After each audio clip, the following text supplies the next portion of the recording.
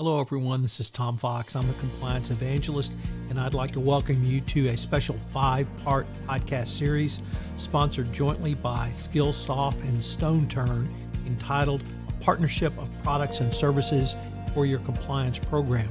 In this podcast series, we consider the code of conduct to risk assessments to continuous improvement in a best practices compliance program with representatives of Skillsoft and StoneTurn. I know you'll enjoy it. And now a word about our two sponsors. Skillsoft. Skillsoft's compliance solutions provide legal, ethics, and workplace safety training through a full suite of customizable compliance training options. Skillsoft partners with industry-leading subject matter experts to develop accurate and engaging courseware and videos available in over 30 languages. To learn more about how Skillsoft can help your organization meet regulatory requirements and mitigate risk, visit skillsoft.com/compliance. StoneTurn. Who do you turn to when you need assistance navigating the emerging risks from the pandemic? For enhancing your compliance program, who do you turn to? For on-demand compliance resources and expertise, turn to us, StoneTurn. Since 2004, council corporations and government agencies have turned to global advisory firm StoneTurn when facing their greatest challenges. Make StoneTurn the first place you turn for advice on regulatory, risk and compliance issues, investigations, and business disputes. Hello, everyone. Welcome to our final episode in our 5-part podcast series. Today, I have Stephen Martin. Stephen's a partner at StoneTurn. Stephen, first of all, welcome, and thank you so much for taking the time to visit with me. Oh, great to be on again, Tom. Always a pleasure. Stephen, as you know, we have previously discussed risk assessments and how risk assessments can both inform and enhance codes of conduct in prior podcast episodes. But today I wanted to focus on how risk assessments really lead to and inform continuous monitoring and continuous improvement. How do you see that occurring?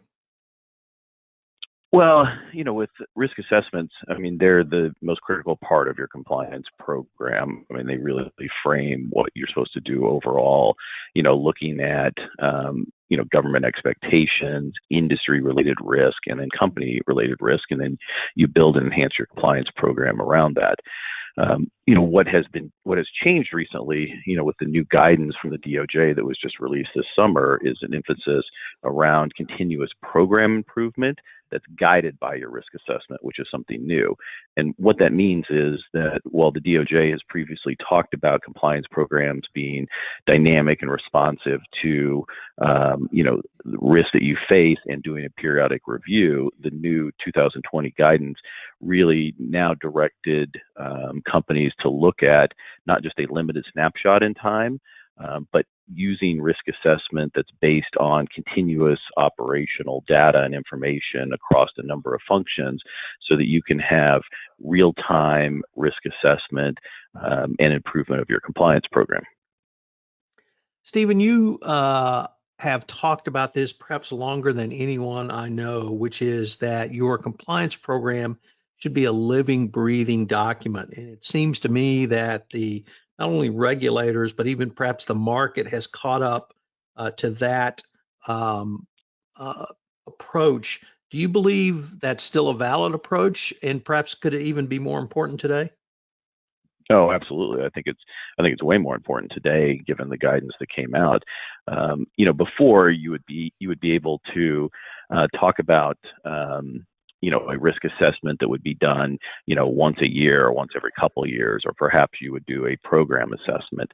Now, what you're expected to do is continually be evaluating your program and looking at, data and information, which often compliance officers and companies are not very in depth in terms of what they gather and how they do that and coordinate it, but really looking at that ongoing review to update your policies, procedures, and controls. And what companies should be doing under the new guidance is, tracking and incorporating into their risk assessments the lessons that they've learned from either issues that have come up or other companies in the same industry or, government actions or geographical risk or impacts that have been happening. And so the DOJ is going to be looking at whether a company has based its compliance program on this continuous monitoring idea, which is, a new approach. We've talked about before, kind of the 6 elements of corporate compliance, of an effective corporate compliance program. And 2 of those, one is risk assessment, which is your base part of the program, but the other is really oversight and monitoring and response, which is something that companies have not been very good at being able to address and handle.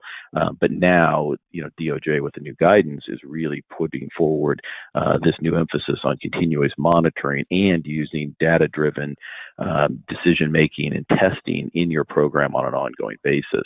And those statements that have coming out of DOJ really now emphasize the importance of just proactive and continuous risk assessment and ongoing monitoring so that you can have an effective program that is designed to detect and correct violations, and be more predictive in issues that come up, so that you can really help your companies reduce risk, maximize profitability, maximize performance, and still meet government expectations.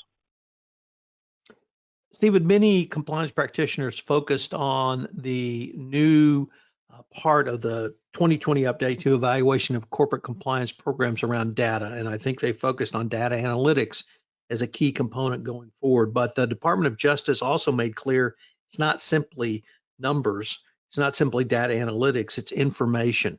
Do risk assessments, do looking at the number of hotline calls, where hotline calls come from, do those provide information that you can use to not only continuously monitor, but actually continually improve your compliance program as well?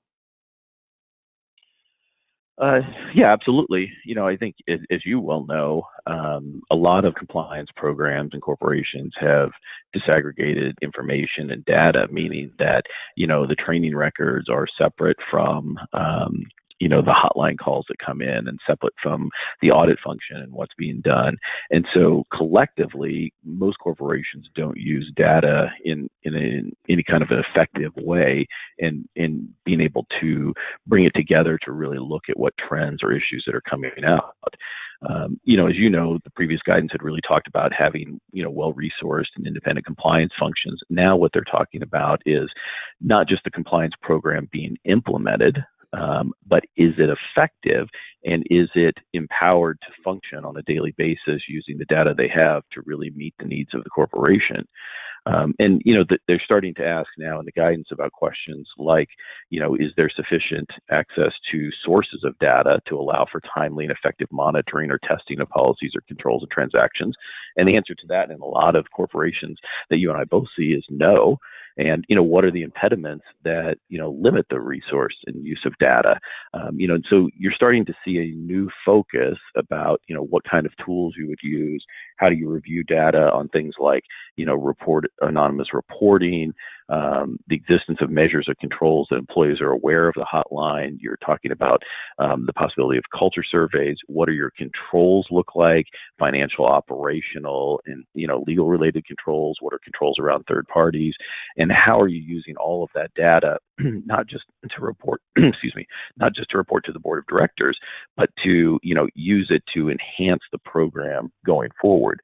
I think what you're going to see is, the continuation of using some of the technologies that are out there around compliance management tools, as well as, dashboards and other AI and analytic tools that are going to be built to really help compliance officers both meet, the government expectations, but more important, continue to be proactive and predictive in the compliance program, assisting the business in really operating, within the bounds of law, protecting the reputation of the business, and making sure that, they're meeting what you need to, whether it's from the code of conduct or any other expectations that you have for your employees. Stephen, unfortunately, we are near the end of our time for this episode, but I was wondering if listeners wanted more information on StoneTurn or any of the services they provide around continuous monitoring and continuous improvement. Where could they go? Sure. They can contact me at smartin@stoneturn.com, and I'd be happy to, talk to them about, what kind of tools we have.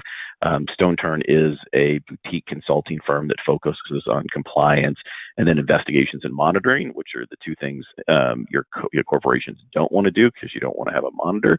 So when we talk about monitoring in this aspect, we're really talking about the proactive.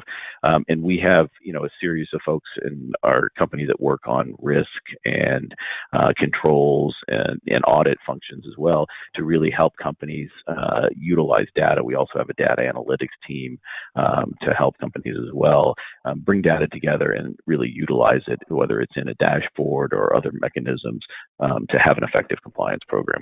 Stephen, thanks so much, and I look forward to continuing the conversation. Oh, it's great as always. I always enjoy it, Tom. You do a great job with these podcasts, so it's fun to be on and chat with you. This is Tom Fox again. I hope you've enjoyed this episode of our special 5-part podcast series on the products and services for your compliance program, sponsored jointly by Skillsoft and StoneTurn. I have linked to the StoneTurn and Skillsoft website in the show notes, so check out those websites for more information. Additionally, if you enjoyed today's podcast, I want to let you know about an upcoming webinar both Skillsoft and StoneTurn are hosting. The webinar entitled Evolving Your Compliance Program will be held on Wednesday, September 23. And we'll explore how companies are leveraging data and information to improve and evolve their compliance programs. Check out the show notes in this episode to sign up, register, and obtain more information. I hope you'll join us again for another episode of this special 5-part series, which is a special production of the Compliance Podcast Network. Thanks so much for listening, and I look forward to visiting with you again.